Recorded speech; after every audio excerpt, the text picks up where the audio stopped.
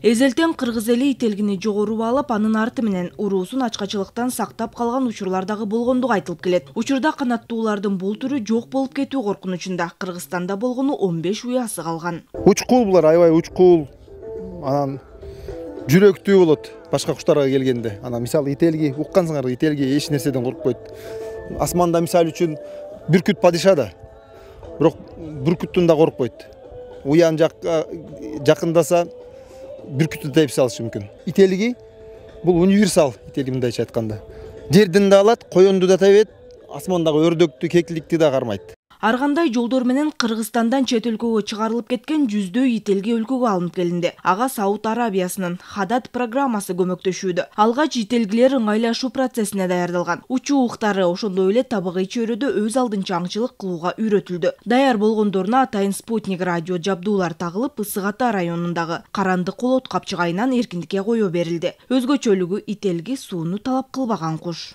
In Kyrgyzstan culture and Saudi Arabia culture we have the same. Бул долбоорду жалпы кыргызстандыктар колдоого алып жатканына кубанычтабыз. Кыштын башталышында ителгилердин миграциясы башталат. Бул учур алардын техадаптация алып кетүүсүнө шарт түзөт.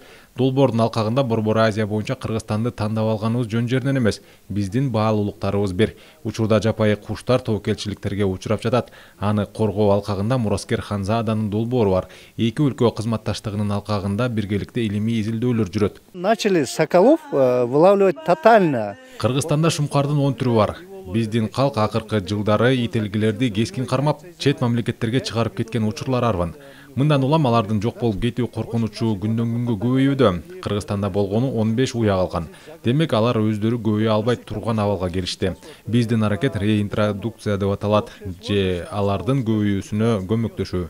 Бул иш ушу менен эле токтоп калбайт. Ителгилер көзөмөлгө алынып, илимий практикалык конференциялар өткөрүлүп турат. Жабдуулар менен биз булардын миграция жолдорун, күндүк активдүүлүктөрүн изилдеп чыгып, ошол ителгилер байыралган жерлерге байкоо жүргүзүү, изилдөө жана бир тыянак чыгаруу менен алек болот да илимий иш-чаралар.